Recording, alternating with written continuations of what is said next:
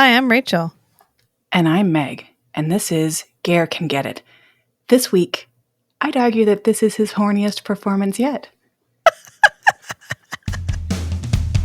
If they gave awards for makeouts on screen or stage, this guy would get a lifetime achievement. He'll find any excuse to get right to sucking face. You honestly wouldn't believe it. Dissecting each and every kiss with tongue. There's only one conclusion to come to. It's that Ger can get it. Ger can get it. He had so much fucking fun. See, didn't I tell you this would be good? A good palate cleanser. This is a good palate cleanser. This week, we are discussing the 2020 recording of the Stratford Festival's version of The Merry Wives of Windsor. So they present plays every year. Some of them get recorded, I think almost exclusively the Shakespearean ones. Yeah. Yeah. So this is the 2020 version. And unlike nearly everything else that we discussed in this podcast, this is actually available for purchase very easily online. So easy. I think you can actually buy like a hard copy DVD from the Stratford Festival store if you're old school like that. But otherwise, it's super easy to find. You'll know it's the right one when you see the picture of the icon for the movie is two ladies, and they're dressed sort of like in 1950s fashions, and they're under hair dryers, like old timey hair dryers. So if you see that picture, they're like green hair dryers. Then like you picked the right one. And in this performance, Ger plays a character called Sir John Falstaff, the portly knight. Wow, there's a lot of fat jokes in this too. There's 25 too many fat jokes, but it's still one of my favorite Ger performances because, like you said, he's just having. Like we know how much he loves Shakespeare because in everything he does, he's Shakespearing. This is the first time that we've gotten to see him actually do Shakespeare. So, okay. So we're not discussing, I haven't read the actual play. So I realize that the version that Stratford puts on is not always text faithful, word for word. So we're just going to be we're going to be analyzing this version. So if you're I read the play and that's not how it goes, talk to the director, not me. It's not me. Okay. I'm doing the best I can here. I never read this one in school. Wikipedia says it's Shakespeare's least favorite play that he hated a whole bunch and wrote just for money and was really ashamed of. So we're all doing the best we can with what we got. Okay. So, this version is set in the 1950s. And it's, instead of being set in Windsor, England, it's set in Windsor, Ontario, 'cause represent. And there's basically there's 2.5 plots. So I'm gonna yada yada real quick through the non-Ger plot because who gives a shit? It's the non-Ger plot. Correct. Correct. So the non-Ger plot is essentially that there is a lady in town, a young girl in town. Her name is Anne Page. Her dad is Mr. Page. Obviously, he's got a whole bunch of money in a dowry for anyone who's going to marry her. So naturally, there are 3 people in town who are competing for her affections. Well, competing for the affections of her family, basically. Yeah. Yeah. So there's a guy named Fenton who is dressed like a beatnik, and for the entire play, he's got a beret jauntily across his eyebrows. And then in the last 2 minutes of the play, so they mentioned that he has a mole, and you're okay, whatever. But because this play did not see any body horror moments that it did not want to just exploit all the way possible. It was we heard mole. They give him basically a horn. I don't even know how to describe. It is a huge 3D, you know what it looks like? Do you know those, are they called dots? Do they still exist? The dots candy where they're kind of pyramid shaped. Do you know what I'm talking about? Not pyramid shaped. Are they on the paper? Cone. No, they're dots or mason dots. They're American. They're made by the Tootsie Roll Company. They're oh yeah. Yep. Yeah, where they look sort of they're the gross thing I always gave my mom at Halloween. Because they're gummy, but they're the worst kind of gummy. Yeah. They taste like wax. I don't remember anything about what they taste like. Isn't that terrible? It's been so long. But the shape of them is kind of I feel they're the shape of every kind of player piece on any kind of a board game. Yeah. Yeah. They're sort of like a cone if you sliced off the top of the cone. So like imagine that. Imagine the dot candy, and then someone like licked the bottom and glued it to your fucking forehead. That's what this guy has as his forehead mole. And you don't see it until like the last 2 minutes of the play. And I close my eyes and I still see it. Like it is a choice. It is a choice. But anyway, so that's Fenton. And he doesn't have very much money. Wikipedia was like the father doesn't like him because he had money and spent it away. I didn't remember that from the play, but I believe it. Anyways, he has no money. The dad is like, no, pass. And he's also in this version a beatnik, so double pass. So then the guy that her dad wants her to marry is this this really weird kid named young Master Slender, and he is basically like the 1950s nerd version of Slender Man. Like he's super tall and skinny. Yeah. And he's like literal to the point of like, is this the Shakespeare version of like autism? Like, I don't know what's wrong. Isn't he Shallow's son? Okay. So he's either Judge Shallow's nephew or his cousin. Cause they keep using those words interchangeably. I was confused. So I tried Googling and it was like, Wikipedia was like cousin, and then something else was like, no, nephew. So I think they're cousins, but it's like a much older cousin and like a much younger cousin, or it's that thing where you're like, it's uncle and nephew, but you just use cousin to mean relative. I don't know. Yeah. It's been a while since I've done Shakespeare, but yeah, I'm just thinking that potentially his name is Slender Shallow. I thought Slender was the last. No, it's Abraham Slender. Oh. His first name is Abraham, his last name is Slender. That's more boring. Yeah, he's definitely supposed to be like autistic. That's what they're going like for. They play him as like super nerdy 1950s, like the big thick black like horn rimmed glasses and like the little sweater vest and the pants that like start at your nipples, like that kind of vibe. But yeah, the way that they play this is sort of like we started at nerd and we were just like, what if we inch it towards autism a little bit and see if anyone catches it? Like it was like it's a little much. Anyways, he's living is hard for him. And he's the one that the father wants her to marry because this guy's uncle and or cousin, the judge, I think is like, would also be giving the father money. So it's like everyone gets money out of the situation. So the dad is like, I want you to marry this weirdo. And then mom, Mrs. Page, whose name is Meg. I'm just going to top that out there. So she's obviously one of my favorite characters. Yeah. Yeah. It's part of the plan. So she wants her daughter to marry the French doctor, Dr. Caius, who I'm just going to, okay. So we met the actor who played Dr. Caius. He was, that accent kills me. So, okay. It's hard to explain. So like I've seen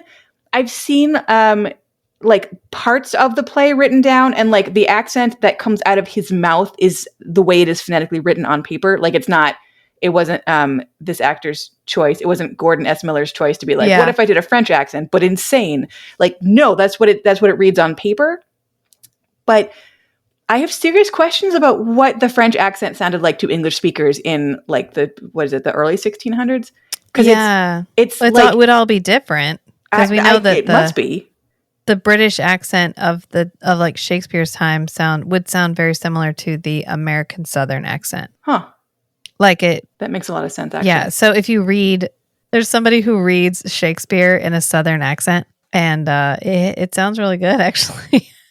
I'll have to find a soliloquy. I could probably do one. Well, I know the accents are very similar. I mean, it's sort of like Quebec French sounds like what French in France would have sounded like 200 years ago, because it's like that was the accent of the time, and then everyone else kind of kept evolving, but everyone in North America was like separate, so you just kind of kept the accent as it was at the time, so that sort of makes sense for like the American South and like Quebec French. But like I feel like I don't know how to describe this accent, because if I say, oh, he's speaking in a French accent, like, no, he's not. Like, it's not at all. It's not what you would think. Like, if you're like, oh, I've heard French people speak in English with a French accent. Like, no, the accent as it's written down in Merry Wives of Windsor is like the most insane thing. And then on top of that, it's like this really heightened goofball slapstick character. So I feel like whatever like the non-insane clown version of that accent is also lost to time, because it's like the English stereotype of a French accent and then ramped up to like 1,000,000. And also it's not a version of the French accent that we have anymore. So Right. I don't know how to describe it except like somebody just like Google Google someone doing Dr. Caius and you'll hear them like performing it as it's written on the page. And it's just the most insane accent. And like, I like this actor. I think he did a really good job. I think I scared him a little bit when we were in Stratford and I told him I thought he did a good job because he was like, I'm married. And he like walked away very quickly. I was like, I'm not He's trying like, to I'm looking for my wife and children. I'm like, I know, well, we're here for Ger. Sorry. He said, I'm looking for my wife and child. Like, if I tell you that there are people looking for me, you won't throw me in a sack. Like, I was like, I don't know what vibe I'm giving off. We must have had that crazy look in our eyes. Like, have you seen Ger? Is he coming out soon? I mean, I don't doubt that. I'm sure like enough people have like stood outside the theater waiting for Ger with like their panties in their hands. He's like, I need to not interact with you freaks. But like he had like legit terror in his eyes, and I was like, what did I do?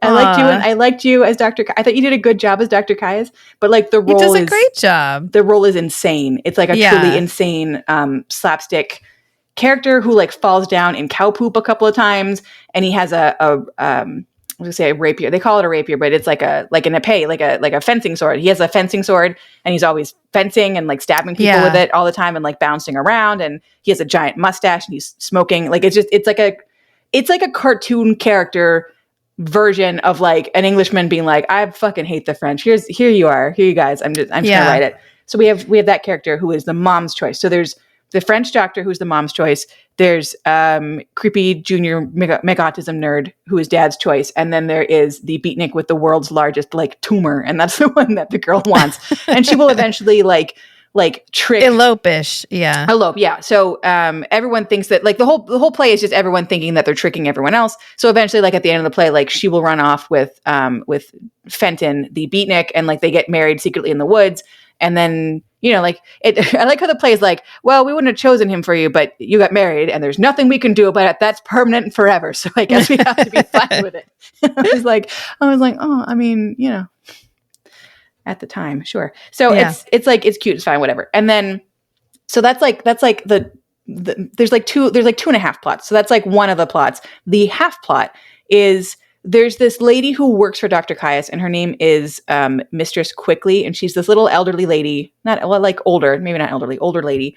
And basically everyone in town who wants Anne Page, who wants the girl to marry them or marry like the person of their choice, basically just keeps going to Mistress Quickly for whatever reason and like using her as like the pawnbroker. So like everyone in the play is just like throwing money at her and trying to like make this happen. And two of the characters that are trying to get Anne Page are obviously Dr. Caius, because he wants to marry her. And then there's Hugh Evans, who, if you couldn't tell by his name, is the Welsh person. Not played by a Welsh actor, played by Ben Carlson, who is as Welsh as I am, which is to say, not Welsh. So the Welsh person is on the side of the judge, Judge Shallow, and then his nephew / cousin, Abraham Slender. And so he's like on that side of things. So Dr. Caius finds out that the parson is like trying to like get Anne Page for somebody else. And so they end up having a duel. Cause yeah. Does that make sense? Yeah, sure. Well, yeah. So the short version, because there's like, it's like needlessly complicated, but the short version is they want to have a duel. The French doctor wants a duel because he's, you know, a swordsman. And so they're like, let's get the landlady of the local pub. We're going to get her to organize this. And she's like, I like both these guys. And also I'm a funny middle-aged lesbian. So I think it'd be hilarious to send the doctor off to one field by himself and tell him that that's where the duel is going to be. And then I'm going to take the Welsh parson. I'm going to send him to a different field somewhere. Tell him that that's where his duel is going to be. And then like make them stew and wait around for a couple hours. And then I'll like gather them all together and be like, both of you are being silly idiots. Like just kiss and make up. Like it's fine. Like let's go and get drunk. So she does that. And then they become friends. Like the whole kiss and make up thing basically works.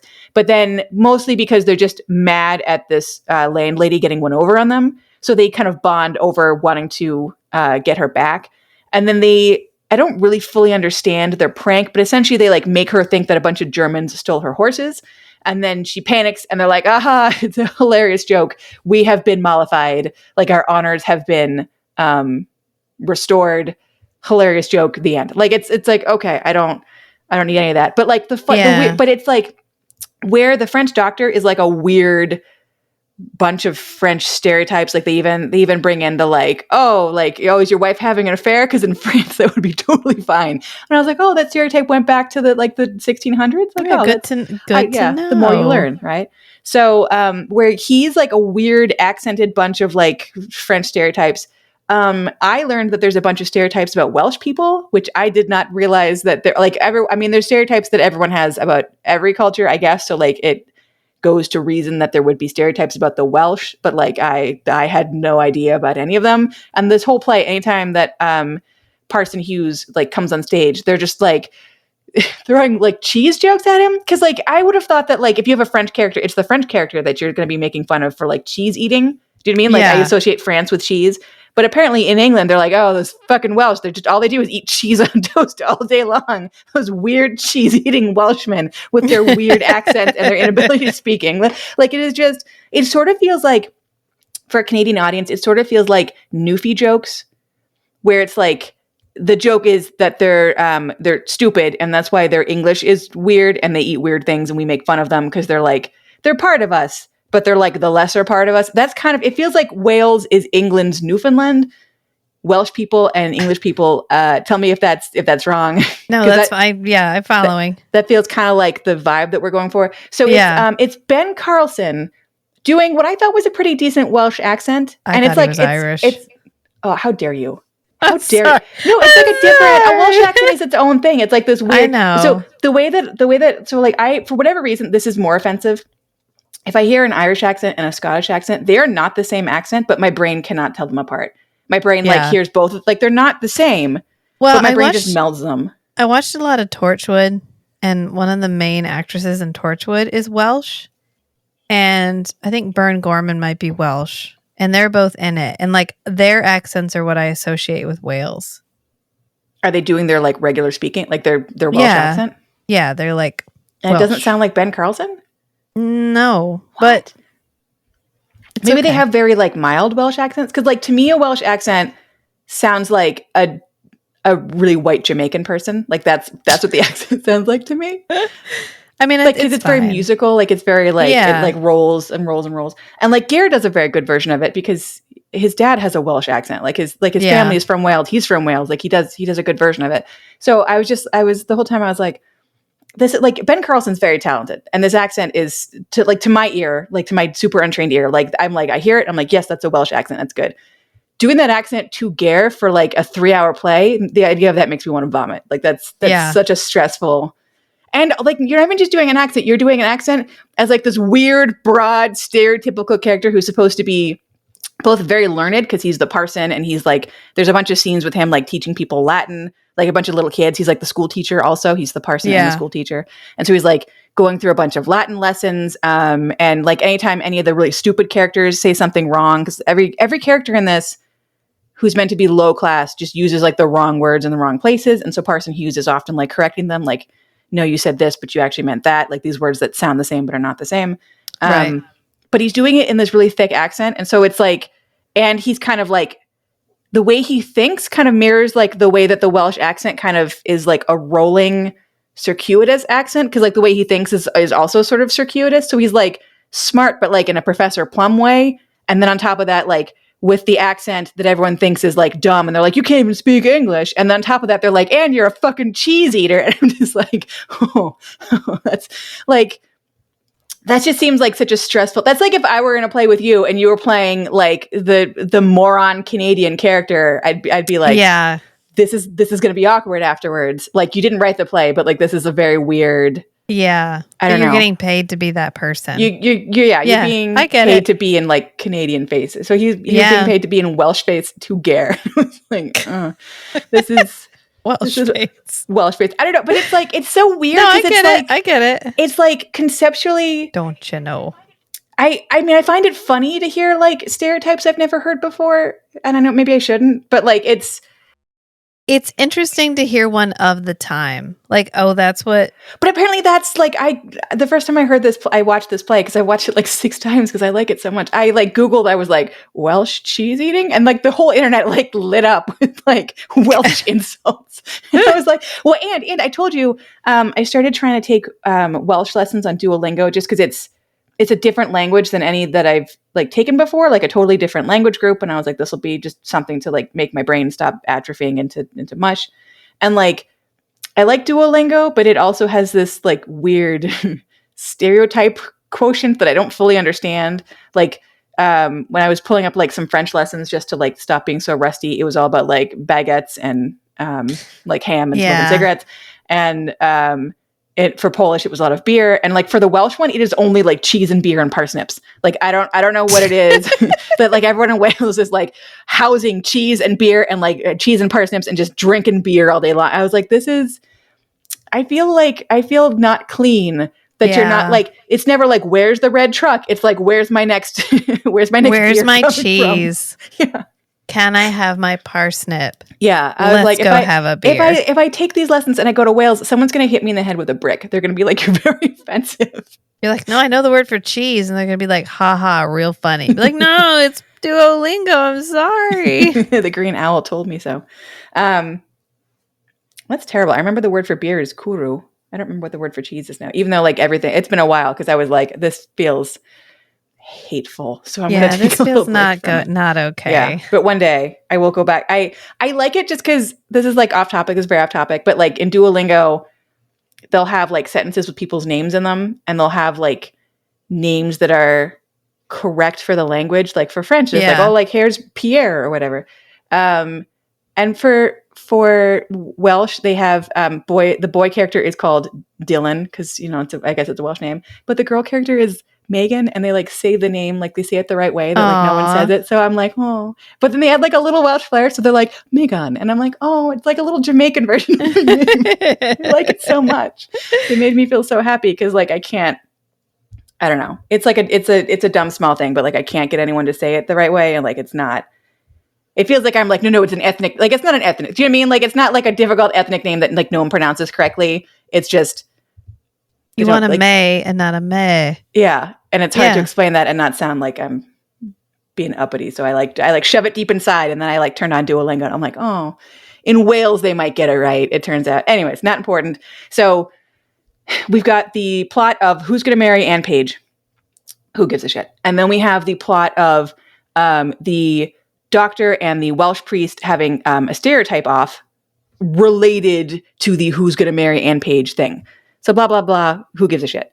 The main thing is the most important part is Sir John Falstaff. Yes. I watched an interview with him where they showed what the fat suit looked like. Shut up. No, you have to send it to me. It's on YouTube. You have to send it to me. It has a belly button. Like they put a belly button in it. Yeah. So no. Wait, and it's like a is it like one thing? Like it's two things. It's like a shirt and pants. And he's like, it's a good one. It's a good one because you can the only thing I can't do is touch my toes, but like I can still move around and be physical in it. Oh yeah, he's like, very physical in it. Yeah, and he almost talks about like the part where he dries his penis, like or the part where he sticks his hand on his pants, and he's like, actually, I'm not going to talk about that. Or that's the part we don't talk about by my request or whatever. And I was like, "Aw." I have so many questions about that part. That's like, I want to be both conscious and a normal, polite human person when we see him in Stratford. But like in the back of my head, it's just a screaming monkey going, "The fuck were you doing with your fupa? What was happening? What were you touching? What is that? What is it?" Like you should find it. Like because I was trying to figure out if the play was on YouTube. So I just Googled Merry Wives of Windsor, Stratford on Google and YouTube or on YouTube, and it showed up. I will be looking it up. Absolutely. He was talking about like preparing for the role and how like Falstaff, everyone knows Falstaff is like of size. Well, but you have to decide how you are going to play him. Like, is he an of size person who cannot move? Can he move like he's small? Like, how are you going to like encompass the person of sizeness of Falstaff. And I thought that was really interesting. So we had a really thoughtful discussion about it and then chose this. This is the result and of the then thoughtful he discussion. I think he went the perfect direction, honestly.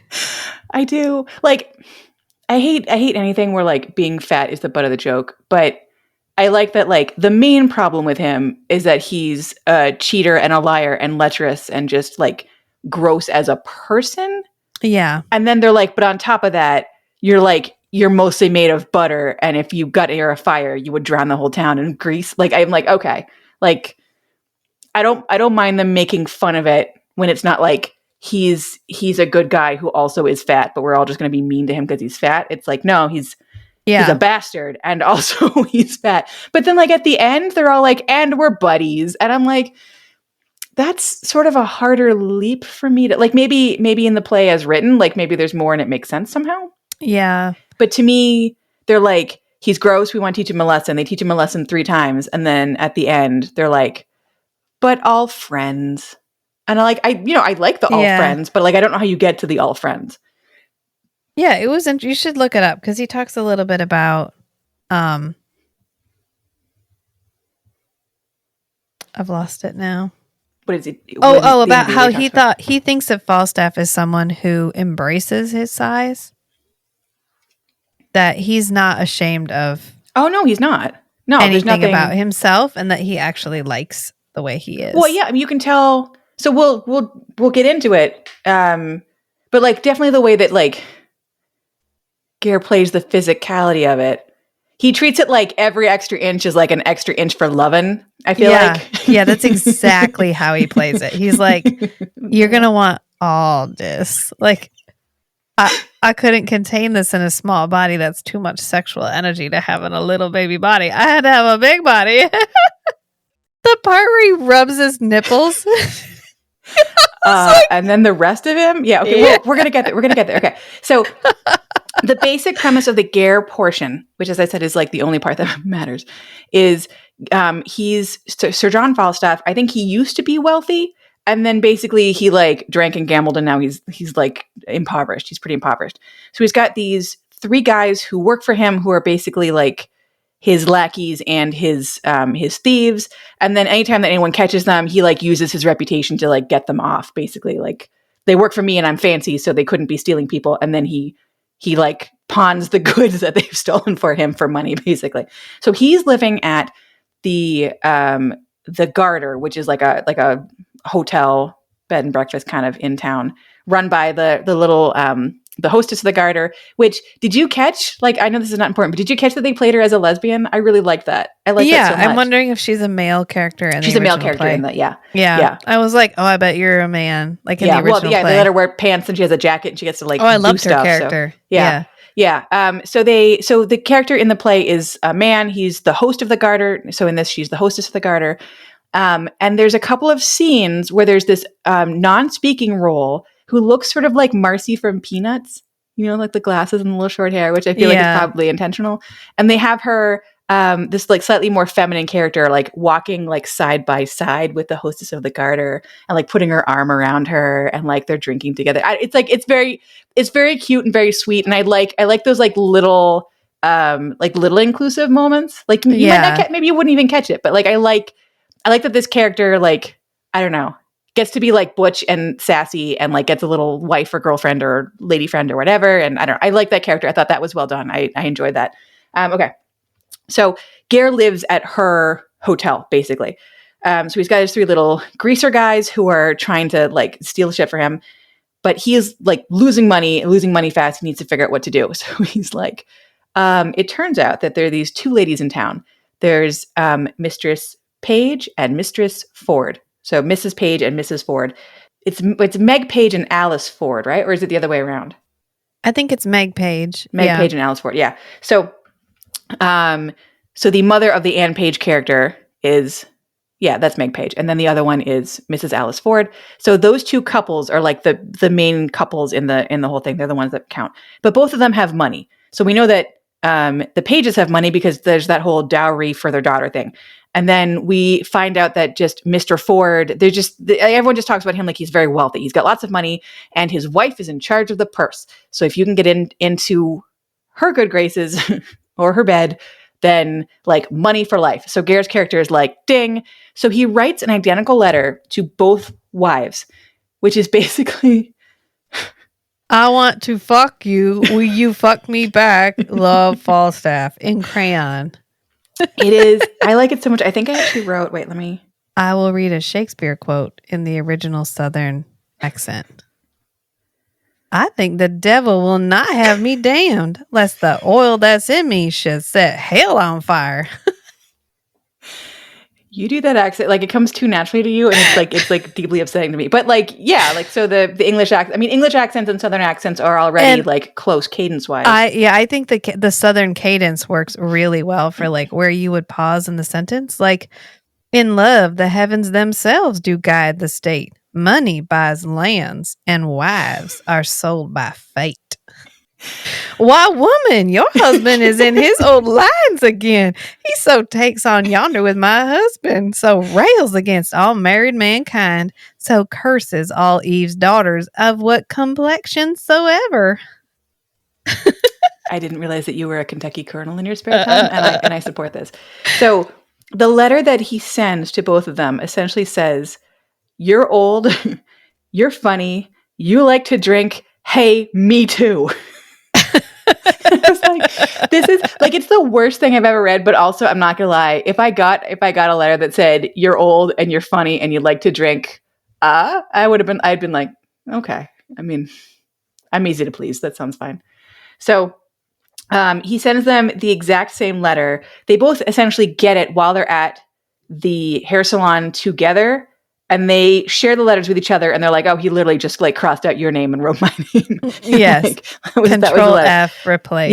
Yeah, good job. So they're like, you know what? So Mrs. Ford, she's like, my husband is really jealous all the time, and like, I am a perfect goddamn wife. I would never cheat on him, but fuck that guy. I want to teach him a lesson, and also double fuck John Falstaff because, sorry, Kelly. He's so gross. Like both of them are like viscerally disgusted by him. So they're like, we're gonna teach all the men in town a lesson, basically, like all together. And they're like, this will be hilarious. So they send him word. I think it was through Mrs. Quickly, but I don't know. Yeah, it's Quickly, right? Anyway, they send him word that they're like, we are in fact super into you. And Mrs. Ford is like, and my husband is going to be away tomorrow between like 9 and 10 a.m. You should definitely come over. Like, we'll get it on. So Ger gets it. He nearly has like a heart attack. He is super into this. He's like, oh yeah. So gross. At the same time that the wives get the letters, Ger had asked his creepy assistants to send the letters, and they were like, "There's only so far we're gonna go for you, my dude." So he ends up having like a little like 8-year-old boy send the letter. So the two of the three like creepy 1950s greaser guys that worked for Ger's like, if you're not gonna send the letter, like I'm basically firing you, like I'm done with you. So they're like, fuck us, fuck you. So they go and find Mr. Ford and Mr. Page, and they're like, hey, just as a heads up, Falstaff, yep, that guy, he wants to fuck your wives. Just giving you the heads up so you know, cool. And so Mr. Page is like, no fucking way. I don't like, just whatever. I don't believe you. Mr. Ford, who's the one who's already jealous and who's played by Graham Abbey, who is one of my favorite Shakespearean actors, because he plays Shakespeare like grunting and screaming, which is exactly how I want all Shakespeare to be played, like just losing his fucking mind. I love it so much. So he's like already a suspicious character, and now someone has told him that Falstaff wants to fuck his wife, and he's like, he like bursts a blood vessel in his brain. So he's like, okay, so what I'm going to do is I'm going to go and see Falstaff. I'm going to put on a giant fake mustache and a pair of Harry Potter glasses, which was a visual choice, but like whatever. And then I'm going to go and see him. He's in disguise. It's like 1 inch away from those glasses with the fake nose and mustache attached. And I was like, okay, it's like a big enough mustache that like if you're in the balcony and you only have one working eye, like you can tell he's wearing a disguise. So like, I guess that works. But it's like huge and curly, and it's a look. So he's like, okay, I'm going to show up and talk to Falstaff. I'm going to say that my name is Mr. Brooke, because Ford, Brooke, genius. Water. So I'm going to show up to him. And he shows up to him, and it's very weird because he's like, hi, I'm Mr. Brooke. I am super into Mrs. Ford, but anytime I try and hit on Mrs. Ford, she's like, no, I'm a good, virtuous woman. And I know that's bullshit. So what I need from you, Falstaff, is if you can hit that, get proof of that, then I can turn around and go, hey, Mrs. Ford, you fucked that guy outside of marriage. Therefore, you have to fuck me. And I was like, Yep. Oh, I don't like any of that. Okay. All right. But it's And Falstaff's like, done. If I must. He's like, oh my God, such good timing. I'm actually on the way. I'm going there right now. Oh, you're in luck. 2 birds, 1 stone. I was already gonna fuck her, man. Hell yeah. He's like ripping into the condom while Mr. Ford shows up. He's like, oh my God, like what? Like timing. So he's like, I'm actually gonna go over there tomorrow. I've never met the husband. I know he's rich. He is such a fucking cuckold. Isn't he hilarious? And he's like making fun of Mr. Ford to Mr. Ford while Graham Abbey looks like he is willing blood vessels in his brain to explode on stage. I'm like, I'm a little like, you're a very good actor. I'm concerned that you're going to die. Yes. Your face is changing colors, sir. So we end up having the scene where Falstaff gets to Mrs. Ford's house the first time. So Mrs. Ford is there. Mrs. Page is there. Mrs. Page ends up hiding so that we can just have like a Ger and Mrs. Ford scene. And Ger basically runs around this woman's bedroom trying to make love to her. And I get a little confused. Is this the one where he starts when he does the tango, or is this where he starts grabbing his nipples? Because like I don't remember. Oh, this is the one where he does the tango. The tango. Okay. Yeah. So because he's chasing her and she holds up records and he stops and he goes, no. She flips another one and he goes, no. Flips another one. Yes. That's right. He did the tango with a long stemmed rose between his teeth. Yeah. Yeah. Which is great because like, again, the way that you talked about his vision of the Falstaff character's use of his body is they play it sort of like centrifugal force, right? Like he's always like swinging anyone around. Like anytime he's around somebody, the weight of him like swings everyone else around, or like, yeah.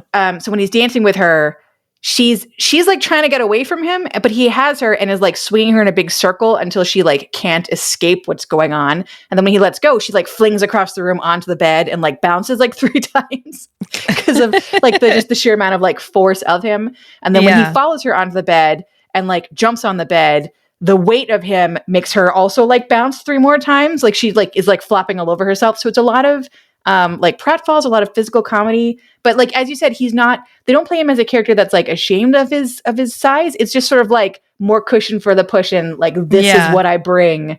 Like this is all love butter, baby. Like it's just yeah.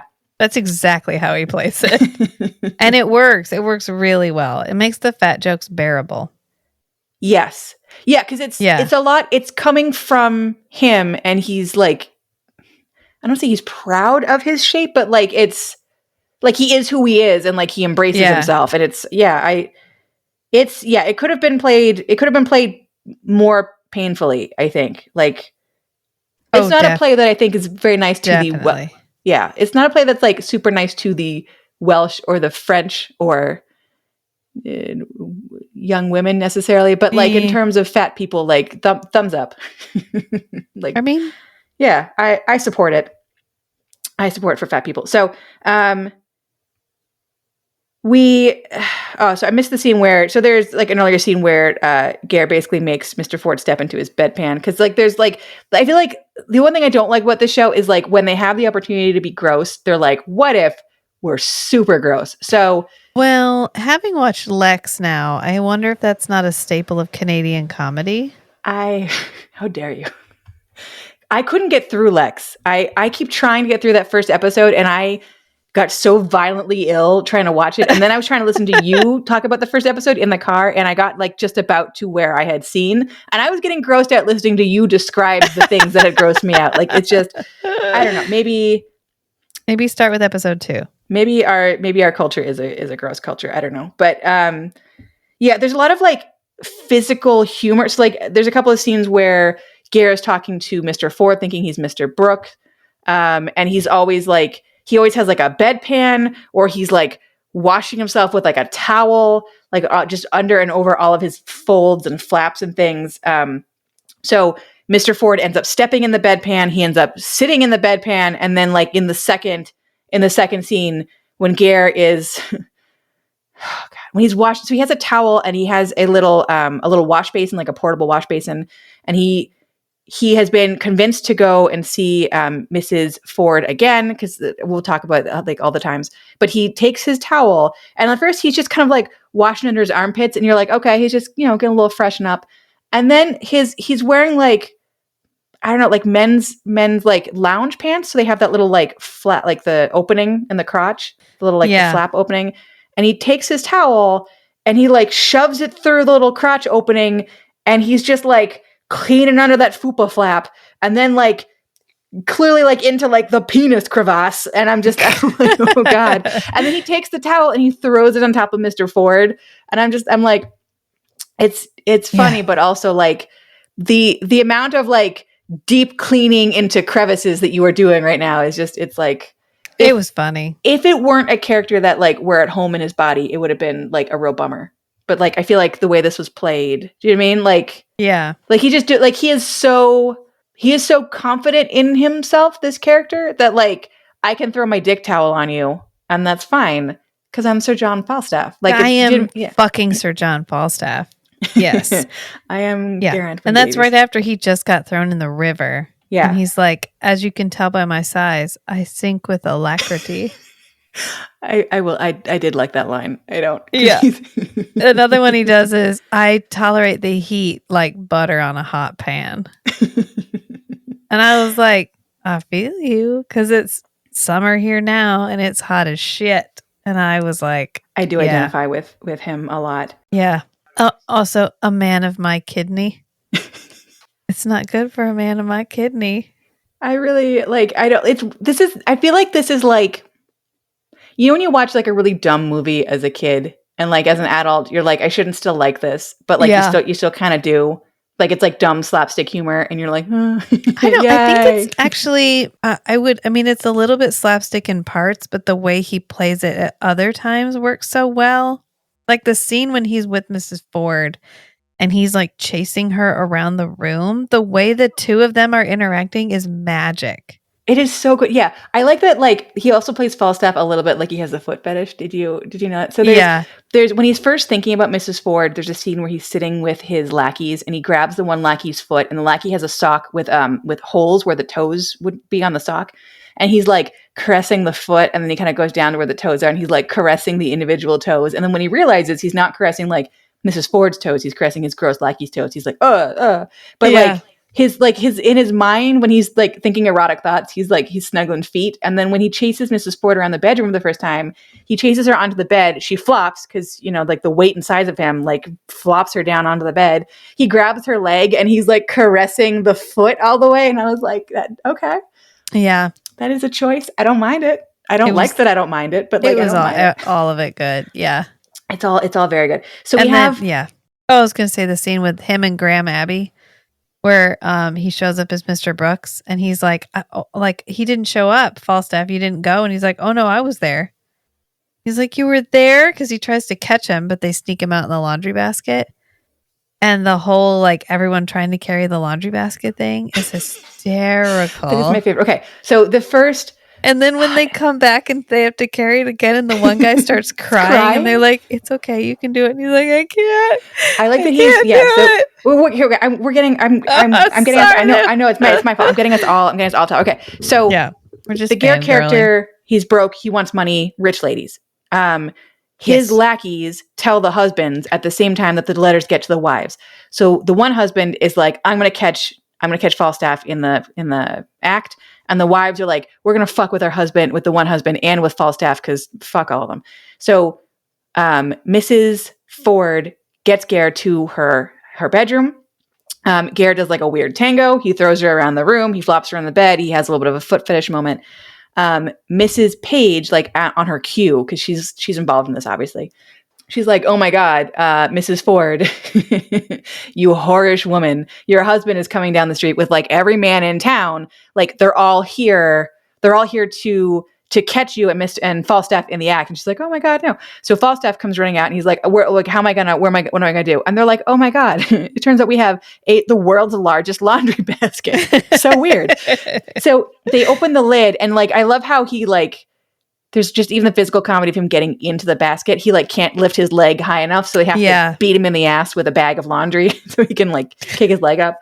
So then Mrs. Ford calls, I guess she has two guys that work for her. So she's like, hey, come get the laundry basket, go bring it to the river, dump that shit in the river. Cause like, that's their plan. We're going to embarrass him. We're going to dump him in the river. Like it'll shame him for being such a lascivious creep. So the two guys try and pick it up. They can't. And they start grabbing their crotches. Like they've like pulled all the muscles in their crotches. So then they get two more guys. So we have four guys, some of whom are like these huge, muscular, like very big, strong guys. They all get together around the laundry basket. They try and pick it up, and all four of them pull muscles in their crotches. So when Mr. Ford shows up, there's four men moaning and rubbing their crotches all over Mrs. Ford's bed. Well, she has been kind of flopped there after dealing with Ger. So she's in her peignoir, in her little like pink satin robe on top of her outfit. The outfits in this are really good. Ger's outfits kind of gross me out, but everyone else's. To that costume department. Yeah, perfect. They crushed it. Even Falstaff having the little food stains on his shirts. I didn't notice that. He has everything he wears has at least some food stains on it.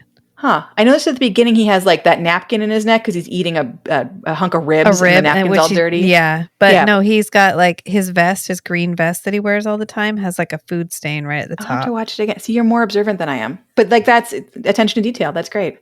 Yeah. I was like, ooh, nice touch. Yeah. Yeah. I did think all the clothing choices were like very period appropriate. They were very cute. I liked them. So she's sitting there in her like silky see-through pink robe and her little pink lingerie on the bed, like thrown back while there's four moaning muscular blue collar men basically just like grabbing their crotches and weeping. And so Mr. Ford shows up. He's like, the fuck is happening here? Like this is, I thought I was going to get one Falstaff, not four day laborers who are grabbing their dicks. What is this? So Falstaff is in the basket. The four guys manage to like inch him out of the room. Mr. Ford doesn't suspect that the guy is in the basket, and he like gets everyone in town to run around the house, and they can't find Falstaff, and he like loses his shit. So then he goes back to see Falstaff. This is the second meeting with Falstaff as Mr. Brooks. He's like, were you just not able to do it? Like, did you give up? Did Mrs. Ford, like, does it turn out that she's actually like a good moral lady and she turned you away? And he's like, oh my God, no, we were so close to getting on, and then her stupid husband happened to show up. So I had to dump myself in a laundry basket. And yeah, the way that Graham Abbey plays it, like he's literally willing blood vessels in his brain to explode on cue. Like it's great. He's it's like so pounding the bed behind him, and he's like, ah, God, because he missed him. It's so Graham Abbey plays a great manic, angry character. Like it's one of my favorite things. I love his acting so much. I'm such a fan. Because we saw him in Much Ado About Nothing. Yes, and he was really good in that too. Yeah. Well, and I feel like he like has similar things. Like he's good at being like the smart character that's maybe too smart for his own good, and also like I said, I like the way he grunts. I don't know how to say that in a way that doesn't sound weird. He just plays it very real. Like he gets the gist of what he's supposed to be saying. So he's not just repeating the lines. He's actually like delivering the line in a way that you're like, oh, that makes a lot of sense. Acting. Sometimes Shakespeare, if it's not delivered correctly, you're like, what? I don't know what just happened. But a good actor doing Shakespeare, it just feels like he's speaking modern English. Yeah. And he does that. Yeah. Yeah. I think I would watch the like Graham Abbey, Geraint Wyn Davies Shakespeare Power Hour like all day long. I like it so much. Hell yeah. Right? Yeah. Right. Right. So good. So he meets with Ger the second time, and he's like, so did you give up? And Ger's like, no, I was like about to slip it in, and then her husband showed up. So I stuck myself in the laundry basket, and then they dumped me in the river, and I was hot. I was bent like nose to toes, bent in half, like there was smelly laundry all over me. They dumped me in the river. The river is dirty. I have a cold. It's awful. It's gross. Ger then sneezes into his glass of whiskey or scotch, whatever he's drinking, and then he drinks it, and I was like, ugh. He does the look around first too. He's like, all right. And then he drinks it. It's so good. I just there's like, it turns out that I have like a limit to gross out humor. which is the limit that I exceeded in the first 30 seconds of that Lex program that I've been trying to watch for you. But like, it turns out, I don't know. It's like a limit I didn't think I had. And then Ger's like, hold my beer. I'm like, oh, there it is. I found the limit. There, it's right there. Oh, the limit, it's back. Hi, limit. It's very mild. Like, it's like fine. But if I think about it too much, like I get a little in my tummy. So it's fine. It's just his character feels like if you picked him up and like rubbed him on a piece of paper, there'd be a grease trail. I don't like that's just the vibe that he gives out. And like a little bit of that is like meat sweats and a little bit of that is like sex sweats, and he plays it pretty much 50-50. Yeah. But like perfection. 100% perfect. Absolutely perfect. 50% meat sweats, 50% sex sweats, 100% perfect. Well, there's our new t-shirt, I think. You're like walking around Stratford and you're like, hey, Ger. Like my t-shirt? This shirt's about you. He like turns around and he's like, nope, and walks right away. What? He's like, finds an ocean what's to walk that? into. I'm sorry, my caftan got caught. That nail back there. I gotta go. You know what? I'm gonna defend him. I really liked that caftan look from last year's Stratford Festival. It's a good caftan. It's a bold man who can pull off a green decorative caftan. Yeah, a bright green, like a lime green caftan. Yeah. You know what? We all aspire to be of the age and the zero fuckness to be able to just wear a caftan. Like if I could just have six caftans and I just wear them all. Oh God! And then there's one day where I wear normal clothes and I wash them all, and then I just hop right back in that caftan. Yeah, you have your 60th birthday, and then all your normal clothes just meld, morph into caftans. I want to be in my Eileen Fisher moment. Do you know what I mean? Like I had an English teacher in high school who had worked during the time when women were required to wear dresses. So she was wearing like regular clothing, and then they told her she had to buy dresses. So she bought a Monday dress, a Tuesday dress, a Wednesday dress, a Thursday dress, and a Friday dress. And she just rotated through them. So they brought her in and they were like, no. And she's like, you didn't tell me that it had to be different dresses. You just said it had to be a dress. What's the problem? I mean, she wasn't like wearing it and never washing it, right? Because she was following the letter of the law, but not the spirit of the law. And I was like, I respect you so deeply. Who gives a shit that she only has 5 dresses? Like, I don't. I am also 100% motivated by spite. And so, like, no. I feel you. I feel you. But I just like, do you know what I mean? Like, that is like 4.5 more dresses than like really she needed to buy. Do you know what I mean? Like, if they really were like, you need to wear a dress every day. I think it was just so she didn't have to do laundry, but on the weekends. That way she could just wear all the dresses. Yeah. Yeah, but I agree with you. I aspire to the caftan Eileen Fisher. Don't give a fuck. Look like I just came off the commune. Like that's a vibe. Yeah, just go with it. Yeah, because like I don't have a waistline as it is. Do you know what I mean? Like there's nothing to accentuate. Like just give me the caftan now. It's fine. Just give me the coat of many colors. Let me be comfy. Let you leave it up to the imagination. I look artistic. I look interesting. I look like someone you might want to talk to because I clearly don't give a shit what you feel or think or care about me. And in the winter you just get like a pashmina or like a full body scarf, you like toss that on top. Yeah, exactly. Or a big old like a fur lined caftan. One of those wearable blankets, like the giant hoodies that go down to your knees. Like a bohemian snuggie. Winter caftan. Oh, this is my Afghan caftan. Yeah, thank you. I'm here all week. Okay, so the second time is when Ford finds out that Ger was in the basket, and he like loses his shit, and we watch Graham Abbey like burst blood vessels just for our entertainment. Which thank you very much, sir. So then he's like, okay, like, so are you done though? Like she embarrassed you and stuck you in the basket. Like you're done. Like we're done now. And Ger's like, fuck no. She invited me back. It wasn't a no. So good. Yeah. It wasn't a no. It was a later. This is such a I like any role that feels like Ger's like, I know what my reputation is. What if I did that in a fat suit? And people are like, yeah, okay, yeah, sure. Yeah, they applaud when he comes out. The first 10 minutes of is not him. And then he walks out and there's this like, it's Ger! Like this the audience does what we did, kind of. Yeah. I was like, oh my God. They did the same thing when he came out in Grand Magic.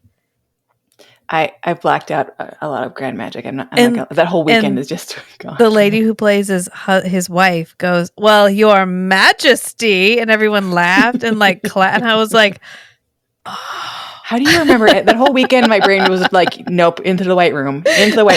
All I remember of Grand Magic. I mean, I have like that one breaking the fourth wall scene that I was like, no, this play would be so much better without that one scene. Like, I remember my complaint about the play, weirdly, but not the play itself. No, because my brain's an asshole. But I remember like the first time he sees his wife character, he walks up to her and he takes his leg and like swings it around her. Like he's standing, he's doing like a flamingo, like he's standing on one leg and the other leg he's using to like standing hump her. And then my brain was like, you can't handle any more of this. And it was like, nope, walk around. Yeah, that's when you grabbed my arm and you were like, I did. I did grab your arm for support. From him while he was making out with this woman. And you were like, it was too close. We were in the splash zone. We were too close. It was too close. Aren't you glad we didn't go first row? I would have pass cried. out. That's why there was no one in the first row. They're like, sorry, this is a Ger performance. These are roped off. We can't have women that close. You will get pregnant. Wake up tomorrow and I'm like, holy shit, it's kicking. This poor man, he can't help it. So he knows what he He did. can't help what he is. It's a very particular genetic condition. A bad genetic condition, one might say. Bringing it back to Dracula. As everything rightly does. Okay. Yeah. So the second time he should. Yeah, absolutely. So the second time he meets Mr. Ford, who again they're calling Mr. Brooke, he's like, so are you gonna, like, you're not gonna do this again? And Ger's like, fuck no, there's a woman, there's a chance, I'm going back in. So he goes back in the second time. It's a similar scene as to the first time he tries to hit on Mrs. Ford, only this time, after, I think he does have the rose in his teeth again, because why not? But after like going over to talk to her in the corner of the stage, there's a scene with no dialogue, and he rubs his nipples while staring dead in her fucking eyes and having no facial expression, which is terrifying. It is the scariest thing I've ever seen. Dead face, hands on like the nipples on his fat suit, which are very far away from his body. They're like 6 inches away from where his nipples might actually be in any version of real life. So double rolling the nipples, staring dead into her face. And then he grabs his fupa and he's like rubbing his fupa, but kind of like in the front. And if you don't know what a fupa is, I will tell you, because we're going to talk about fupas this entire time. It's your front upper pelvic region. Sometimes the P stands for something else. You know what it is. So he grabs that little flap, that little like apron flap, and he's like molesting himself. Again, dead shark eyes staring directly at her.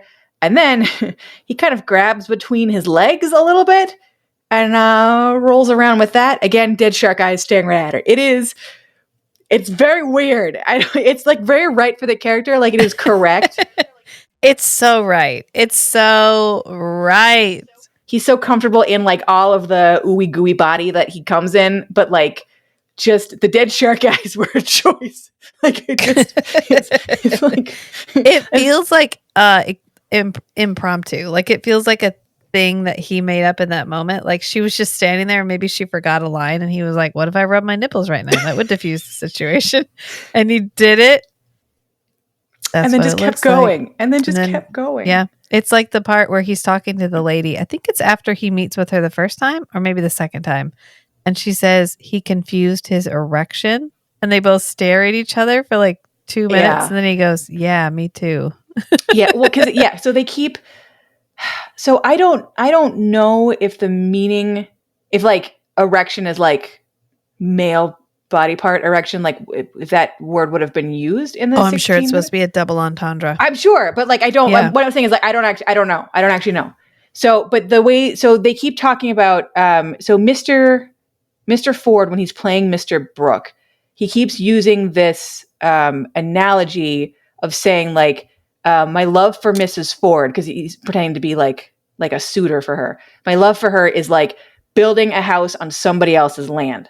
Like it's I'm never going to be able to like live in that house. Like that land is not mine. I can't be there. So, but he's using the word erection as like build, like to erect a building, like to erect property.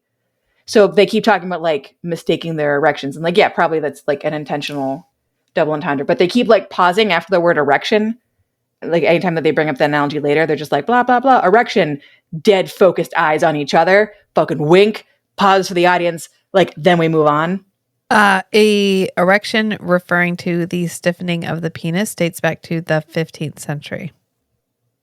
So that's what the 1400s? Yeah. Yeah. Okay. All right. So yeah. So, all right. Intentional double entendre. Good job, Shakespeare. Yes. And it would have been like a new-ish word. So it could have felt like you weren't quite sure what he was talking about. Sassy modern penis humor. Yeah. Yeah. So, okay. So we have the most uncomfortable grabbing of fake nipples that I've seen in a long time, but it works, but I hate it, but it works. So then we again have like the same basic idea of Mrs. Page coming out and being like, hey, P.S., Mr. Ford is coming. Uh-oh. So Ger runs into the area of the bedroom that they're calling the closet. It's a big curtained off area behind the bed. And they're like, that's where her closet is. So he runs back there because they're like, we can't put you in the laundry basket again. Like he knows about the laundry basket. Mr. Ford knows. So they bring him into the closet and they're like, okay, my maid's aunt is the old woman of Brantford. And they're like, my husband hates her. He won't let her come onto the property anymore. He thinks she's a witch. He has like a weird, it's like it all of a sudden takes it from the 50s, like clearly back into Shakespeare times. Cause they're just like, he's afraid of her and her like weird tarot reading shit and thinks she's a witch and like will beat the shit out of her if she comes onto the property. And I was like, okay, this took a weird turn, but all right. I'm with you. I'm going with you. So can't update everything. No. Yeah. I don't know how I guess you could have just been like, he doesn't like her. It's just a woman he doesn't like, but they're like, she's a communist. She's a yeah. No, I mean like the 50. Yeah. But they're like, no, witchcraft. I'm like, okay. So they're like, she's a witch and he hates her but like her clothing because he won't let her back in the property. I guess maybe she had like some clothing that she left there is kind of the pieces I put together. So there's some of her clothing in the closet. She's the only person fat enough for her clothing to fit Ger's character. So he's like, all right, sure, whatever. I'll dress in drag. Yep. Sure. So let's do this. It is the weirdest collection of like, it doesn't feel like it's one outfit. Like it feels like she'd been there like 7 times and like had 7 different items of clothing from those different times. And they just all threw it onto him. So it's like a dress and a tiny like cardboard paper plate looking hat.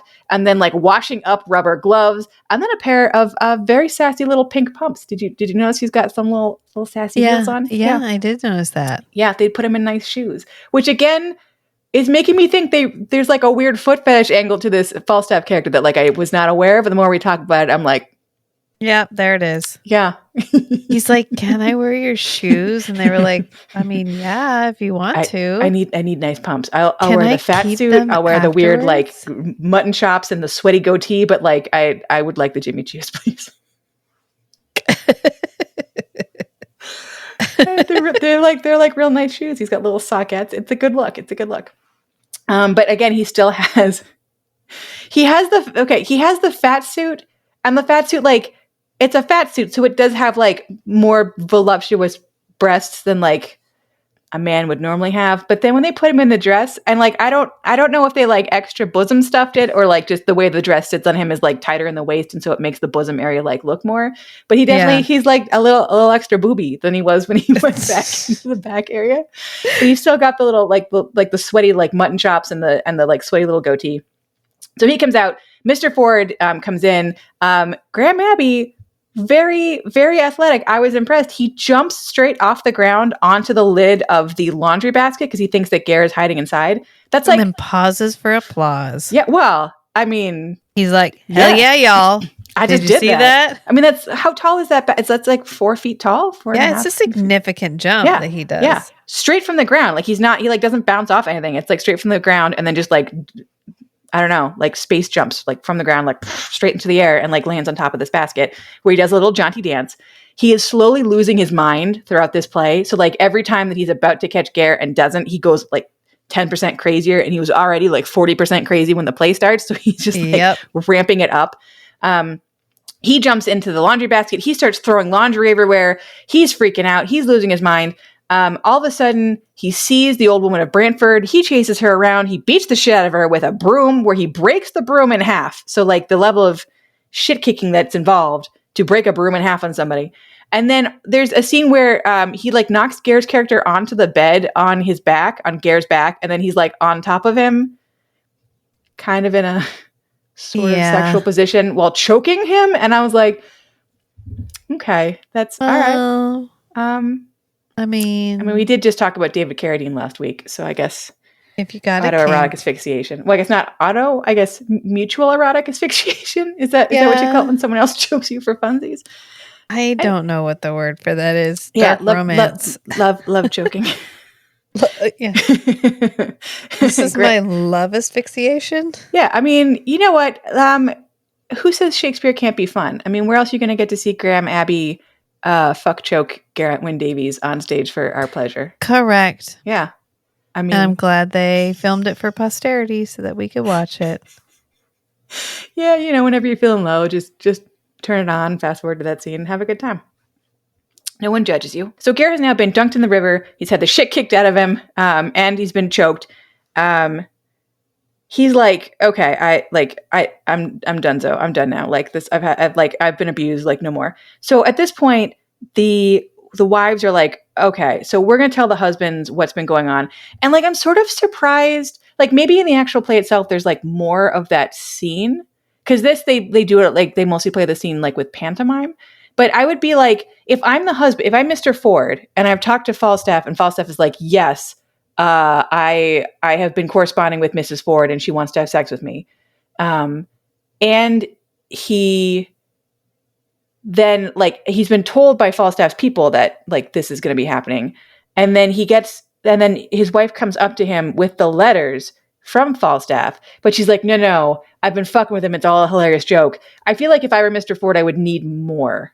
Do you know what I mean? Like you're just confirming the thing that I thought was happening this entire time, but you're like, no, it's a joke. I have no proof it was meant that to be funny. Ha ha hee hee. Yeah. Yeah. I'd be like, because like this character, like there is a darker version of this play where like this is where he has a full mental break. Do you know what I mean? Yeah. This is probably why Shakespeare didn't like this play. I mean, from what I could tell from the brief Wikipedia skimming, which is obviously the best source for Shakespearean research, it sounded like He didn't have a lot of time to write it. He was just like, let me just get this shit out. Like, let's just get it done.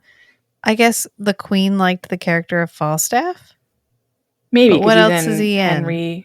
Henry the Fourth. Maybe. Okay, and she was like, I want one where he falls in love. And so Shakespeare was like, okay, I got to pay rent on the Globe, so let's do this. I have one where he falls in lust twice. It's like love, but better. Yeah. Double lust. This is such a perfect Ger role. I like it so much. So anyways, so the wives tell the husband, so Mrs. Page and Mrs. Ford go tell Mr. Page and Mr. Ford about this hilarious plan to fuck over John Falstaff. Mr. Ford is like, I should never have doubted you, Mrs. Ford. Like, obviously, like, you're good and moral. But it's really funny to me that the language he uses is basically like language all about lying. Like, you would never deceive. And I'm like, this whole play is her deceiving Falstaff. Like, everything she's done up to this point is her leading him on, playing a character, like having a giant game with this guy and toying with his emotions. Like, we don't care because it's Falstaff and he's just a big goofy sack of shit. Like, we don't care. But like, if like, it's not that she's not deceitful. She's not deceitful like in your marriage with you, like in terms of sex. But like, she lied to you about Falstaff not being at your house, and she lied to Falstaff about wanting to have sex with him. Like, deceit is like her whole thing. Yeah. She's super into deceit. So then when he's like, of course you wouldn't be deceitful. I'm like, no, that's like the one thing that she is. I don't know what else she is. Like, she's not betraying your marriage vows, I guess, but she like deceit is her whole thing. But anyway, so they're all buddies now.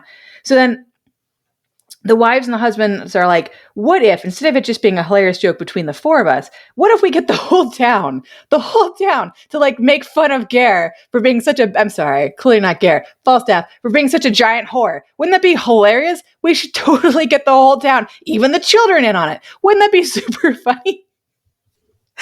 Like, okay. Correct. All right, yeah. So that's how this otherwise lighthearted play ends. so weird. It's so weird. They're like, let's all mock him to his face. And they're like, hell yeah, let's throw a party and do that. It does feel like the play, like it didn't take a left turn, but it like took a slight left curve. Yeah. In sort of a weird. It went hard. It wasn't going hard. And then all of a sudden it was like harder. Yeah. I'm sorry. What was the play like, Rachel? Harder.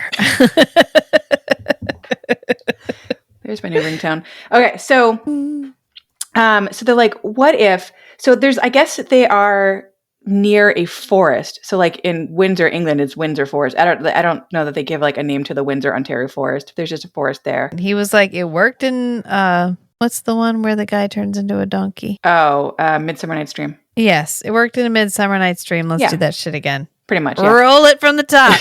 So they're like, we're near a forest, and there's this myth that there's a guy called Herne the Hunter, and he's this mythical character who has giant deer antlers coming out of the top of his head, and he has some chains that he rattles, and he's like the guardian of the forest. So like he's like this one spirit who wanders the forest at night, but there's also like a bunch of other spirits, but like he's the one that like we know the name of, basically. What if we go to Ger and we're like, oh, we're so sorry. We're so sorry. Like Mr. Ford, like my husband, like he just keeps getting in the way, but like I super want to hit that, all of it, so much butter. I want it. Like I want to get in on that. What if love butter? Oh my God. What if you dress like Herne the Hunter, and that's how we're gonna know it's you? And I'm like, he's also like the only 400-pound man in this town. Like I feel like, do you know what I mean? Like it's either Herne the Hunter or it's the world's biggest deer and he should run. Yeah. But like whatever. The world's biggest deer. It's like this huge beefy deer like walks into the clearing. So they're like, you dress like Herne the Hunter and we'll dress in costumes also. We'll meet you in the woods and we'll have like a fun little three-way. Because up until this point, so Ger's character Falstaff he wrote those 2 letters. He wrote one to Mrs. Page and one to Mrs. Ford. But up until this point now, he has only been pursuing Mrs. Ford. There's been like 2 one-off comments with Mrs. Page where he's like, no, I really like you too. Like, don't tell her, but I'm super into you. Like he's made like 2 comments to her as Mrs. Page tries to like knock his ass into the laundry basket, basically. But like that's as far as it's gone with Mrs. Page. Then we fast forward to this scene where they're trying to convince him to dress up like Herne the Hunter and be in the forest. And both of them are there with him. And they're like, we're both into you. And he grabs both, like one hand of each of them. And it is the most 3-way coded thing I've ever seen in my entire life. He's like, 2 women. Like he's just like, maybe I didn't take the quote. Like whatever the language was that he's using, he like, it is so 3-way coded. Like he's looking at both of them and he is smiling like the most lascivious thing I've ever seen. He's like, oh yeah, I'm gonna get it twice at the same time. It was great. It was like, it's my favorite. It was like, it is such a pure moment of horn that I thought, I was like, yes, award winning. Oh yes. Yep. Wipe the drool off your chin, sir. Yes. Good. Speaking of which, did you notice that in the scene when he has just been pulled out of the river and he's like all sick and sad, he's sitting on his little bed and he's got his feet in like a little bowl of water. The gross. Yeah. Like, so they give I was like, that's not yours. No, I told you. They like stuck a whole wig under there and they found that to his chest. They found the Ickwe wig. They dyed some of it silver and they were just like, and they like, it's okay. So that chest wig is only there in the one scene after he's been dragged out of the river and he's like feeling kind of sick and he's sitting there on his bed with his feet in like a little basin of water. Yeah. Like any other time. So the rest of the time, he is adhering very strictly to the characteristic of never nude because he's got an ascot, he's got a button-down shirt, he has a vest, shout out to vests, and then on top of that, he has either a blazer or he has a bathrobe, depending on what scene it's in. So there's no opportunity for chest hair to escape. Like you couldn't see it underneath the ascot. There's no need for this fucking gross, smelly looking wig. And then the second that he is sick on the bed, he's only wearing a button-down Henley shirt and like little shorty pants up to his legs. So you see his legs from knee to feet, which is like the most nudity I think we've ever seen from him. And he's got his little garter straps on his calves, but they're like not attached to anything. So you get to see like what? Like all the way from toes up to knees. Ugh, very erotic, very sexy. Fine. But then like the fucking gross chest wig, it looks like mice live there. I don't like it. It looks like every crumb Falstaff has ever eaten is still snuggling in there. It looks damp. It looks wet. And like, no, but like think real quick. Okay. So Ger's under like hot studio lights, all right, stage lights. Yeah. Okay. He's running around in a fat suit. Oh, he's sweaty as shit. Oh, so he's definitely he is sweaty. Shiny. Yeah. He is damp. He is sweaty. I know that like every time he gets off stage, probably someone is like throwing a towel at him very gently and like dabbing him. But like you're not getting like totally clean and dry. And then they stick a fucking wig right on your like hot sweatiest zone, like right where your chest is. Just this smelly looking gross, like a salt and pepper chest hair bonanza. This thing has not been washed. This thing looks like it smells. That fat suit smelled by the end of it. Yeah. I'm sorry, Kelly. Yeah. One more. Just gross. Just can you imagine? It's like it's gotta be wet. It has to be wet. Oh. My mom is super into chest hair, so I don't know. My whole life, she's been like, "Oh, I love it when they undo the top button and you can just see the chest hair poking out the top." I hate that worse than when he like touched his fupa flap and he like made it dance. I hate the chest hair worse. Anyways, my only point was that you get to see his legs, and then we just got into a whole the chest. We did go down a bit of a rabbit hole there, but that is our brand. That is our thought process. We are. But like I just feel like I get why, like I get like the vibe they're going for, but also like I don't need to be constantly gagging. Do you know what I mean? Like this is a Ger performance. This is for me. I thought it was just funny. I didn't find any of it that gross. Like I felt like he used the fat suit that he was given to its maximum potential. Well, yeah, no, I think the fat suit use was good. Yeah, I feel like he could have been embarrassed. He could have not interacted with it at all. He could have played it like it wasn't there. But instead he's like, this would be my body and I'm going to act in it like this is what I look like. And no, I don't give a shit what you think about how I look. No, I like the way that they play him as very very lithe and very physical and like very like we said like every extra pound is just an extra like pound of the love machine. Love butter. Yeah. Exactly. Like when he's jumping on the bed to go after Mrs. Ford, that was also like brilliantly done. Yeah. It was beautifully choreographed. He was in his element and it looked like it. But okay, so he's about to get a threesome. He's very excited about this. So he's in the forest.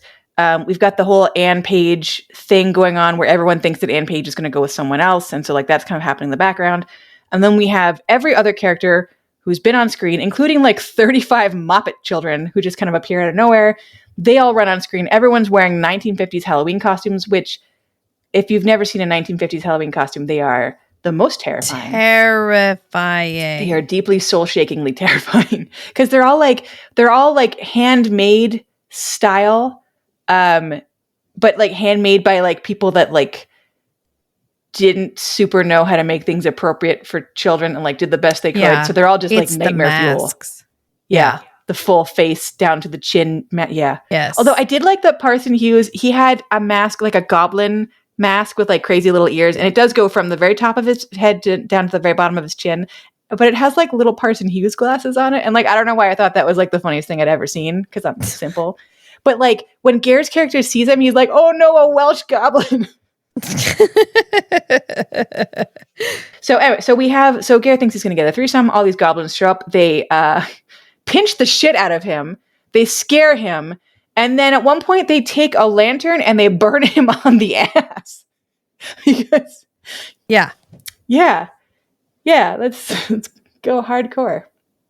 It's just, well, they make a comment like, if we put the lantern up to you and you're pure of heart, then you won't burn. And if you're not pure of heart, then you will burn. But it's like an actual lantern and his actual butt. So like, of course he burns. So it's just, I don't know, just more to make him feel bad. So they like spin around in a big circle and they terrify the hell out of him. And then they're like, ha ha, we knew that you were just a lecherous old whore. Hilarious. Mr. Ford gave you some money earlier. You're going to have to pay him back. Everyone knows what a lying piece of shit you are, but we're all still friends.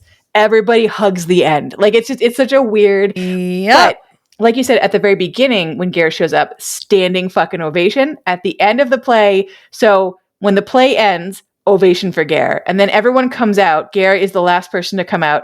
Standing ovation for Ger. Everyone leaves the stage except for Ger. Third standing ovation for Ger. It's like, correct. He's like, I bet this one's in his Correct. personal collection. He's like, that's a good play. I like that play. I want to watch it again. Just the end. Can we watch the end? Dad, I want to watch the whole thing. Nope. Just the end part where they give me all the awards. Yep. There's the part where I'm about to get a threesome. I like that part. And then fast forward. 2 more standing ovations for me. I will say at the end, so as we said, he is supposed to be dressed as Herne the Hunter. So they throw a bunch of animal pelts on him, and the biggest deer antlers I've ever seen in my entire life sticking out of the top of his head. There's a whole bunch of jokes about being a cuckold because traditionally cuckolds have horns. That's the hilarious joke. It's very subtle display. Look, let me see that this is the horniest play Ger's been in, and I stand by it as my favorite. It's fine. I enjoyed all of it. I just enjoyed parts of it more than some other parts of it. I don't hate the choice to set it in the 50s. Like, I think that's like fine and cute and whatever. I kind of got a little annoyed with anytime that they were doing a scene transition, they would bring in like 6 to 8 school children to have them like run around the set and be cute 50s children and like play very loud 1950s style like royalty free music. And like every scene is in a different place. And like sometimes they didn't have to do a whole lot for the set, but sometimes they had to do like more. So it's just a lot of like, okay, no, I heard that song. Okay, I heard it. All right, I don't need to hear the song anymore. Like, okay, we're done with the song. We're done with the children. I don't want this anymore. Like it was sort of an endurance trial, like between every scene. I was like, okay, no, get back to Ger flopping on the bed. No, get back to Ger touching his fupa. Yeah, can we get back to the important things and not these kids? Yeah. There's like a mute character who pops up. A semi-mute character who basically has like 1.5 lines, and he works for Slender, who is like himself Simple. So it's like the simplest guy working for Simple, and his name is Simple. And I was like, okay, all right, I see why this is like not Shakespeare's favorite play, and I see also perhaps why this is not one that like I studied in school. It's like not, but it's like. Did you ever watch Little Nicky? When you were younger? Yeah. It's not about. Did you ever watch Little Nicky? Yes, I watched Little Nicky. This is like my Shakespeare Little Nicky. Like, I love the movie Little Nicky. It's not a good movie. It's not a smart movie. It's just entertaining. It like fills out a place in my heart. There's like weird sexual things that happen for no real reason. Like, characters just kind of behave however they're going to behave. Whatever the writer needs them to do in that moment, that's just kind of what they do. Like, you don't need to think too hard. Like, just like lights and colors, and people are going to touch their nipples, and we're all going to have a nice time. And then in 2 hours, it's over. Like, that's what this is. Only it's 3 hours, and Ger flops his fupa around. Like, it's, like it doesn't. It's not like pretending to be like. I mean, it's Shakespeare, but it's not Shakespeare. It's like it's supposed to be farcical, and it is. Yeah, it's goofy as shit. And I love how they update everything so it feels like you're watching a modern play. But they don't change the language, so they still sound like Shakespeare. Yeah, but they do a lot to make things understandable. They do a lot, and the actors are all good, and that helps. Yeah, because if you can't deliver a Shakespeare line, you shouldn't be doing Shakespeare. Yeah, yeah. No, I think. I mean, Stratford. They're all like extremely talented, like super talented, and they're all able to deliver everything like in a very conversational way that like makes it easy to follow what's going on. Even like there's the line of dialogue where Ger is talking about being in the laundry basket and being like head to toe. What? Oh, steeped in grease. Yeah, he keeps talking about how dirty everything in there was. But he's talking about being like like tip to hilt like of a sword, and I was like, I don't understand, like what kind of sword. And like I had ended up looking it up, and there's like a kind of sword that's like super super bendy, so like you could take it and you could like fold it in a big circle if you wanted to. And he's like, that's the thing that I am. And like I didn't know that while watching the play, like I didn't understand, but like the way that he's talking, I was like, okay, I understand that you're talking about being mashed into a little ball in the bottom of this basket, which is the thing you didn't want to do. Like, got it. Like, thanks, Chief. I understood. So like, yeah, I thought they were all really good at getting the meanings across. It was really funny. They're all great actors. There's a couple of gross scenes. I stand by. We needed fewer children and zero chest merkins. That is my stance on this play. We did not need the damp chest merkin. It's a good line right there. Like if you have to draw a line, chest merkin. Yeah, that's chest merkin and fewer kids. Yeah. Yeah, the transitions were a lot. They just like they took a long time, and I was like, if this is what's frustrating is like the play, it wasn't just like kids like playing. They'd have like characters who were delivering letters like interact with the children. So I feel like they couldn't have just like, I wanted them to just cut those little interstitials and just go like scene, but you couldn't really, because like they were trying to have like a little through line. Yeah, of at least people traveling. Yeah. But it's just like after like the sixth time, I was like, okay, like just no more. Like, give me more sex scenes or attempted sex scenes. Give me more of Ger fondling toes. Give me Graham Abbey jumping on furniture like Donkey Kong. Like, just give me more of that stuff, you know? Yeah, but not. Yeah, I gotcha. Yeah, but fewer kids eating popsicles because pass. So characteristics. In on the joke. Weird hair. Yes. Weird accent. Well, not weird. I mean, but doing an accent. He's doing an English accent the whole time. Yeah. Chest merkin is now becoming a fucking thing. Nobody tells him he's pretty. No, but his character is like extremely sexual. I feel like that gets a half point. Does he kiss anybody? Yeah. I don't think he does. I don't think so. No. It's a play in want of him to get his lips on somebody. Yes. So, never nude, because he's wearing like 7 layers in every scene. So never nude, chest merkin, in on the joke. No one tells me he's pretty. I mean, weird hair. No, they don't. They tell him, yeah. Shakespeare's obviously one of his. Yeah, Shakespeare is one of his characteristics. I don't know if he does any. He does quite a bit of "I'm in on the joke" that you're in on. But did you nobody see Monster else is Hands? in on. I don't know if I saw any monster. I mean, he like I didn't presses see any feet. monster hands. No. And then the whole plot is him trying to make it with some women, 2 women, in fact, which feels like a characteristic. He doesn't have a mom, so she can't be weird. Although Ger playing like a heightened funhouse mirror version of himself feels very Slings and Arrows. Yeah, like Henry Breedlove. Yeah. Still the best character name. Yes, I agree. Mm-hmm. So I'm going to go... rate it. Oh, you know what? I'm actually going to go high. I'm going to go 4 raised eyebrows out of 5. Because we didn't get a lot of his cornerstone characteristics, I would say, like making out. But he is trying to make out the whole play is him trying to make out. I mean, and the whole play is him trying to pursue some women. And we get that one scene where he's just sitting there looking glum. And the kid comes in and he's like, you have a visitor? And he goes, ugh, whatever. And he's like, it's a woman. And he sits up and goes, it's a woman? And he's very true to life. Yeah. He's immediately ready. He's like, okay, let's let her in. And you're like, oh, okay, there it is. Yep. Plus, he's having an amazing time and he's doing an amazing job. And it plays like that. And like, I can't rate it low. I mean, he didn't make out with somebody, but like everything else was so perfect. I have to go 4 out of 5. Yeah. Well, and there's so many characteristics. I mean, just because he didn't actually like lock lips, the whole play is him attempting to lock lips and hitting most of the other. Yeah. I mean, it's him shooting his shot for 2.5 hours. So, okay. So how would I rate this? I really, really like it, but also like the parts that drag a lot, and the parts that gross me out slightly more each time I watch. Like I find new details that I didn't realize, like I didn't see the last time, that just make me go, whoa. So, but like him having a foot fetish and wearing a dress. I mean, shoved in a box. I don't know why that's kind of my favorite thing. So 8.5? 8.5 sloppy wet kisses. That's a good one. I feel like this was a much needed break. Oh, okay. Okay, good. Here we are. Here he in is. his element with his people. Yeah. Yes.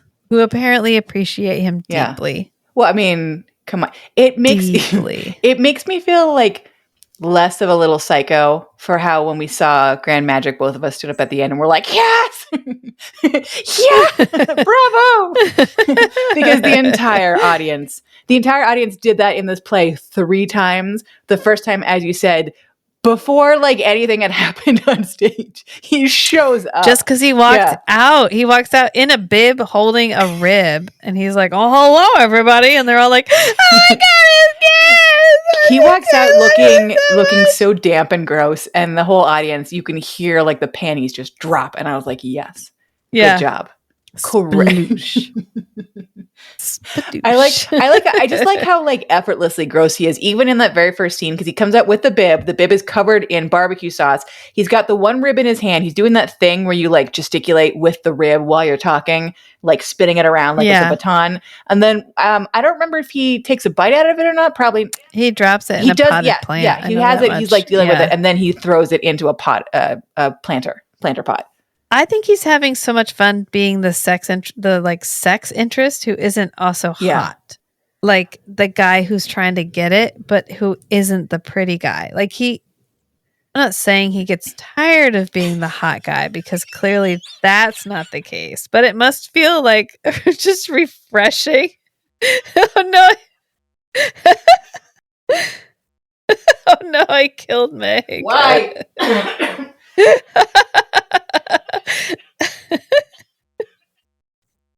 Why, Rachel?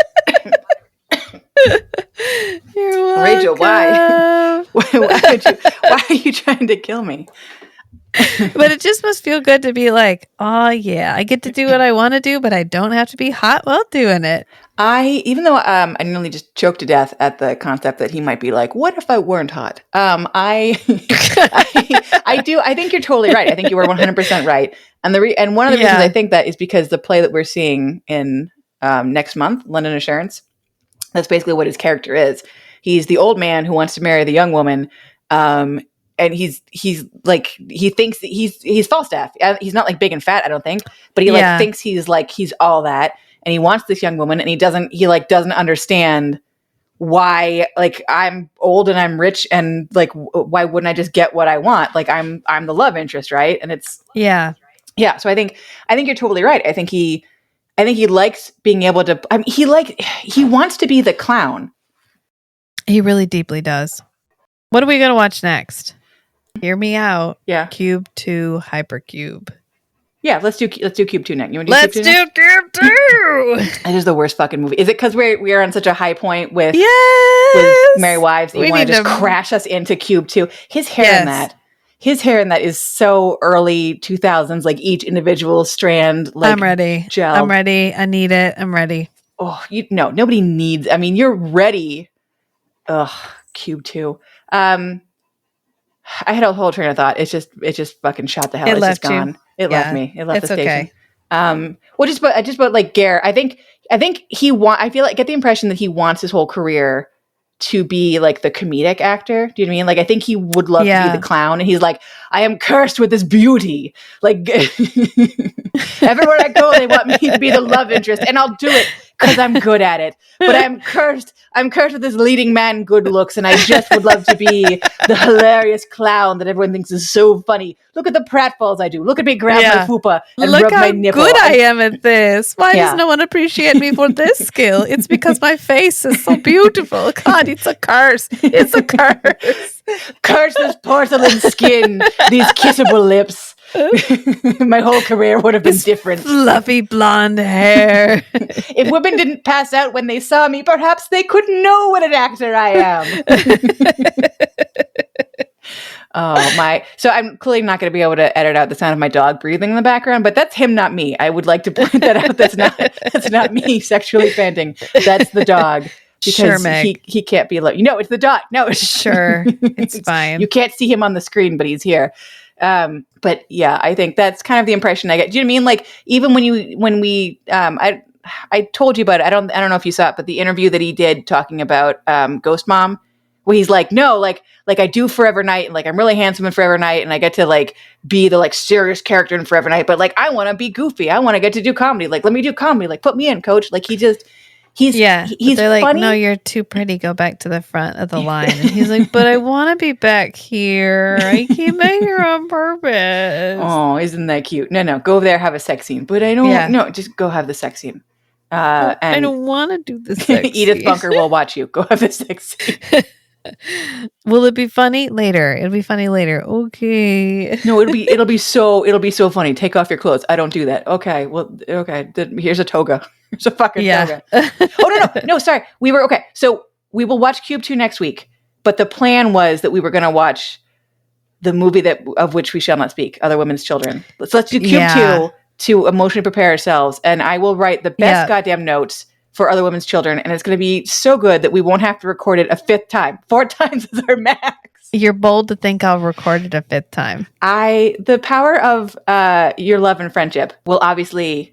I'd do it. There you go. You know I would. I know but you I'd bitch the whole time. I don't want to fucking talk about this movie again. I don't want to talk about it either, but this is the blood pact that we entered into. Let's just leave everyone with a teaser, which is AIDS, baby.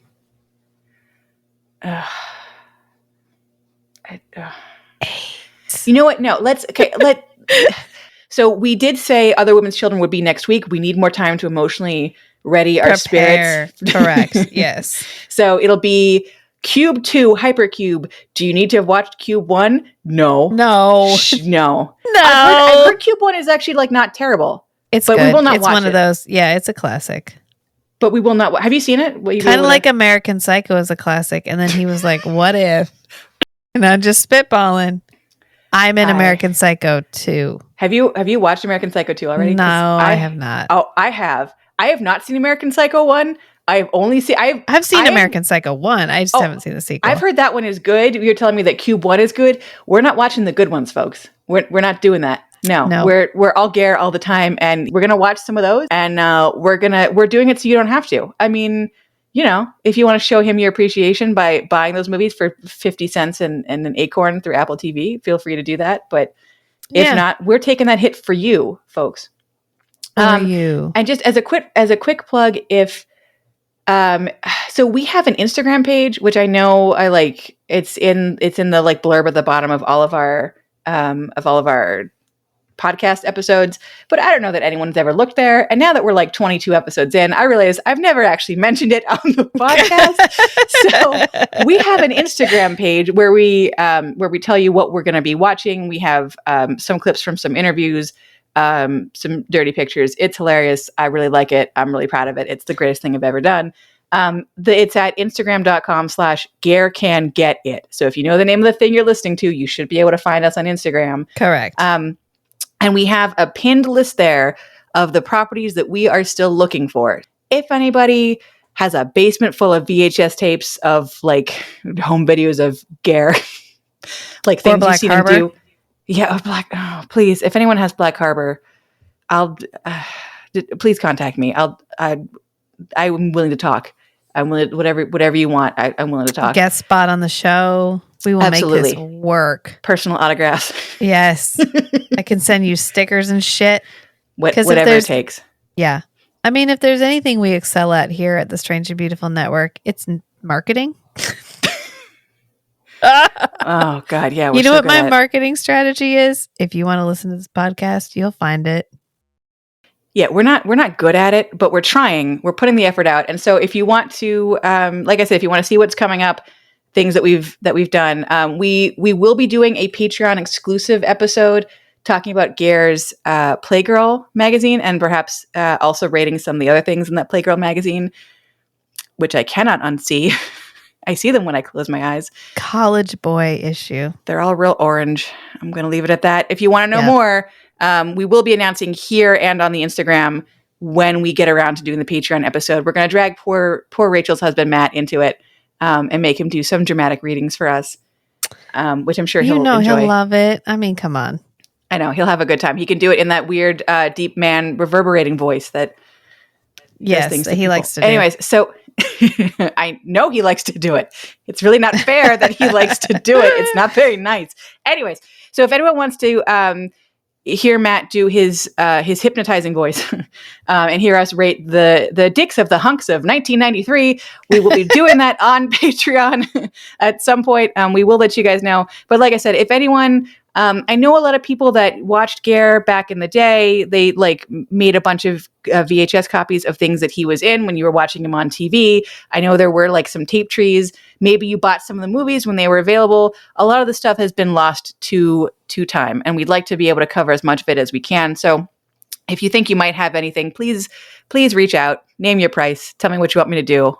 I'm willing and able. I'm here. So that's just my little plug. But yeah, please check out our Instagram. We have like 4 followers on there. Please be follower number 5. Please join the gang. We also do post the episodes on YouTube automatically. We get people comment on there, so I know some people are they prefer to watch it with get Maria. Shout out to Hey, Maria.